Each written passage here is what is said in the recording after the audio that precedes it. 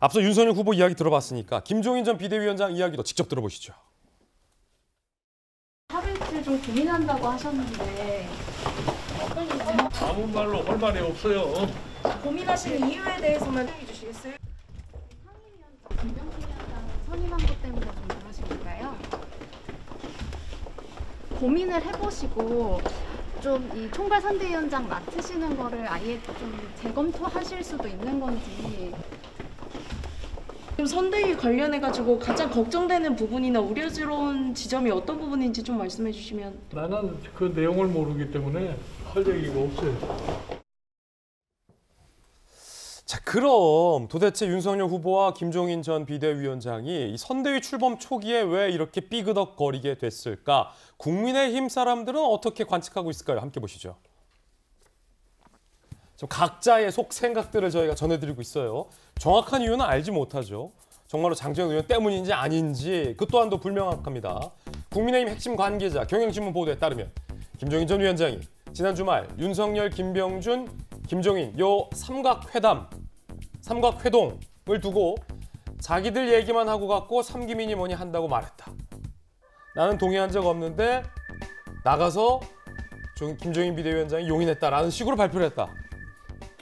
국민의힘 관계자 또 다른 김병준 인선으로 기분 상한 김종인 전 위원장이 장제원 의원이 윤 후보와 동행한 것을 보고 대노한 것이다. 김한길, 김병준 오케이 했는데 장제원 비서실장 카드까지 쓰니까 이건 안 된다라고 브레이크를 건 거다라는 이건 국민의힘 관계자의 관측을 경향신문 보도를 통해서 전해드렸습니다. 이준석 대표가 지난 18일에 김한길, 김병준 두 분에 대해서 영입을 반대하며 이렇게 말한 바 있었습니다. 들어보시죠.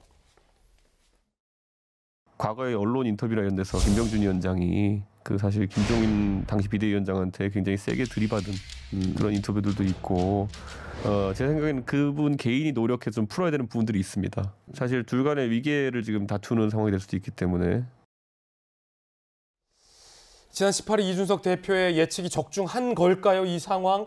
이제 후보의 입, 후보의 복심 김병민 대변인에게 묻겠습니다. 김 대변인, 네. 기자들 전화 많이 받으시죠? 어제 오늘? 네, 어제 오늘 연락도 많고요. 또 뉴스들이 많이 쏟아지고 있기 때문에 그 뉴스들도 하나씩 살펴보면서 현재 상황들을 있는 그대로 전달하기 노력을 하고 있습니다. 자, 묻고 싶은 게 많습니다. 돌직구쇼 시청자분들, 국민 여러분들께 자세히 설명 좀 해주시죠. 예. 일단 이재명 기자가 조금 전에 예측했던 후보의 이유를 잘 모르겠으니까 여러분들이 취재해 보십시오 라는 발언이 김종인 전 비대위원장 없이 가겠다라는 결별을 결심한 것이다 라는 이재명 후보의 관측이 있었어요. 예. 윤석열 후보는 김종인 전 비대위원장과 결별을 굳힌 겁니까? 저는 동의하기 어렵습니다. 이재명 틀렸다. 네. 왜냐하면 어제 있었던 발언을 조금 전에 우리가 육성 싱크를 통해서 듣지 않았습니까? 근데 윤석열 후보의 어제 최고위원회에서의 발언, 저도 함께 있었습니다마는 김종인 총괄 선대위원장께서는 이라는 말을 분명히 확고하게 집어넣고 시작을 합니다. 예.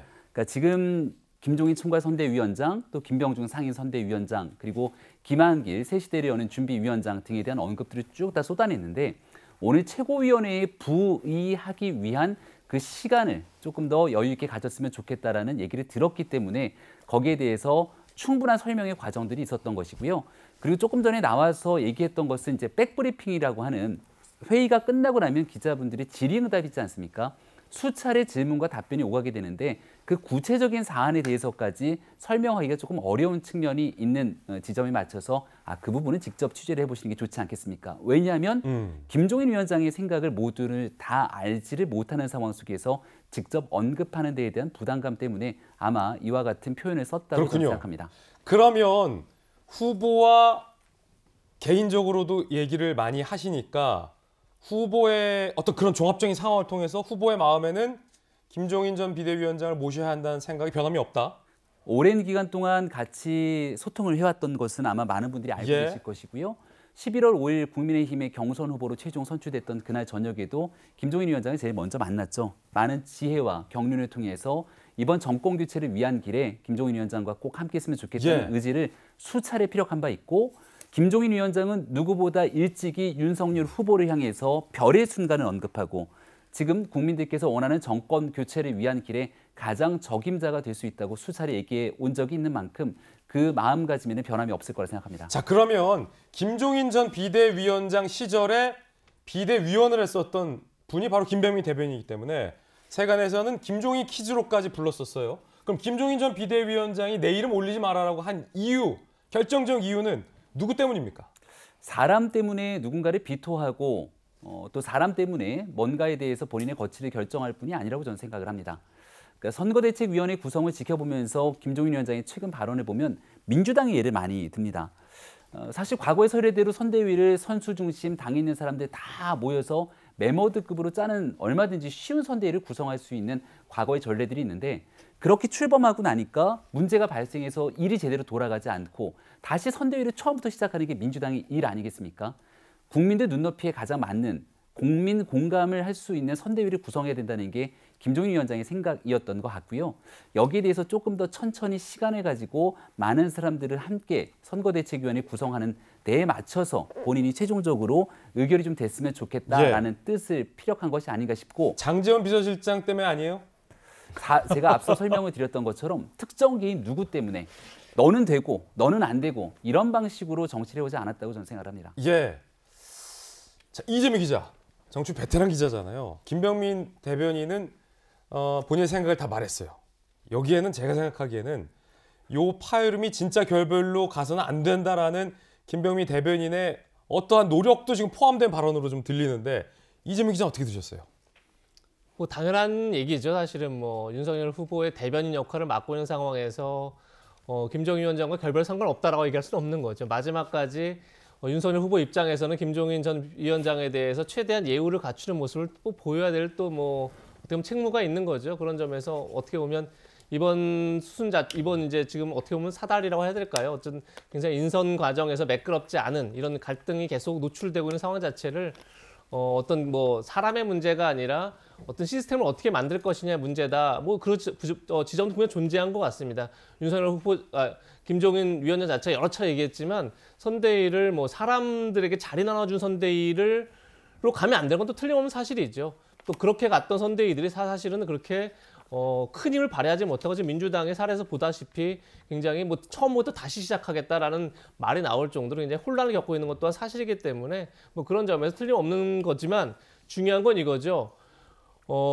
이미 언론을 통해서 총괄 선대본부장, 선대위원장 김종인 그리고 상임 선대위원장 김병준, 새시대 준비위원장 김한길이 다 공개가 된 상황에서 그것을 제동을 걸었습니다. 김종인 위원장이. 사실 이거는 좀 다른 차원의 문제인 거죠. 그러니까 시스템을 어떻게 만들어갈지 얼마든지 총괄위원장으로 오셔서 충분히 만들 수 있는 거죠. 그러니까 시스템이 현재 마음에 안 든다고 그래서 그걸 제동 건다는 건 약간 좀 참 이해하기 좀 힘든 상황 속으로 가고 있다 이렇게 볼 수 있는 거고 결국 그 자체는 어떻게 보면 조금 전에 뭐 국민의힘 관계자 이름으로 저희가 CG를 보여드렸지만 결국은 지금 어떻게 보면 김병준 상임위원장, 김한길 새시대 준비위원장 이런 구도 자체가 본인에게는 본인의 의중과 다르다 이렇게 보는 게 오히려 맞는 거겠죠. 어떻게 보면 그걸 제동 걸었던 것 같아요. 그러니까 그런 점에서 제가까지 뭐 결별도 뭐 윤석열 후보가 이미 결별하겠다 결심했다는 뜻이 아니라 충분한 예우에도 불구하고 계속적으로 어떻게 보면 합류를 못한다면 더 이상 같이 가기 힘든 거 아니냐는 생각을 전 마음속에 하고 있는 게 아닌가. 전 그 정도의 생각을 하고 있다는 겁니다. 그렇군요. 결국은 사람 때문이다라는 관측. 우리 또 대변인은 또 그게 아니다라는 의견. 봉합될 여지 있습니까? 윤석열 후보와 김종인 위원장 간의 소통 관계 매우 좋다고 생각을 하고요. 예. 뭐 만나서 소통뿐만이 아니라 얼마든지 전화 통화 등 관계들을 쭉 이어왔기 때문에 충분하게 정권 교체를 위한 두 분의 생각이 변함이 없다고 생각을 하고 만나서 충분히 조율되고 또 좋은 관계를 통해 정권 교체를 위한 의기투합의 모습들 보여줄 수 있을 거라 저는 생각합니다. 그 말은 김종인 비대위원장이 합류할 수 있게끔 후보가 무언가를 해줄 수 있다?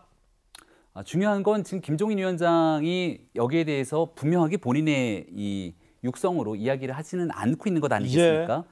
그래서 그 지금 있는 시스템에 대해서 어느 정도 뭐 불만이 있다 아니면 문제가 있다 이렇게 얘기가 나오는 것은 전부 주변 사람들을 통한 전언과 추정인 것이고요. 김종인 위원장도 누구보다 국민의힘에 있는 어떤 사람들보다도 당이 비상대책위원장을 지내면서 정권 교체를 갈망하고 있는 당의 오랜 또 중요한 원로이기 때문에 윤석열 후보가 갖고 있는 생각과 함께 합치된 내용을 바탕으로 일하는 선대위, 국민통합형 선대위를 출범하는데 크게 다른 이견은 없을 거라고 저는 생각합니다. 예, 갈등은 봉합된다. 큰 갈등은 없다. 대변인의 발언.